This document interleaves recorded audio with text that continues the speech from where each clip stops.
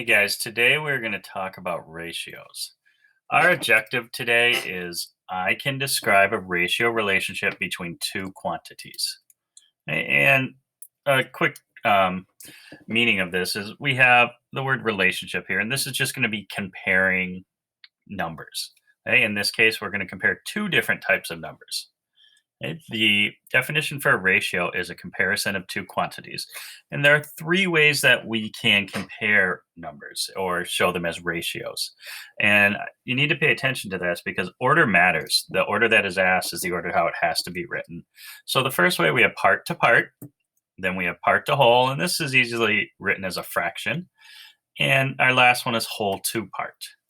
Okay? Now, when we write our answer out, we can write it in three different ways, and you can choose which way best works for you, unless it's specifically asked. We have A colon B, and we have a fraction A over B, and we have A to B with the word to. And all of these mean A to B, A to B, A to B. Right? There's just different ways to write them, and they mean the same thing.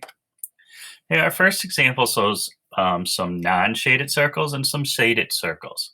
If we count them, we have 1, 2, 3, 4 white circles, and 1, 2, 3, 4, 5, 6, 7 shaded circles. Okay, so our question says shaded to white. And remember earlier I said that order matters. So since shaded is first, we have to put that shaded number first, which is a 7. Since white is second, we have to put that white number second, which is 4. We say 7 to white, or 7 to 4, I'm sorry. And the other ways we could have written that besides 7 colon 4 is 7 to 4 or 7 fourths, 7 over 4. Okay? And again, all of these are correct answers, and you can choose which way you best like to write them. Okay. Our next one here is we have squares to circles. Okay, so if we look, we have 1, 2, 3 squares, 1, 2, 3, 4 circles. And because squares is first, especially in our question, we have to write the squares numbers first. So we have 3, 2, and then our circles is 4, and we say 3 to 4. Our next example we have a chart here, and it has 3 teams with the amount of goals each team has scored. So the Hawks scored 4, the Bears scored 9, the Bucks scored 5. So our first question here says, show a ratio in goals for Hawks to Bears.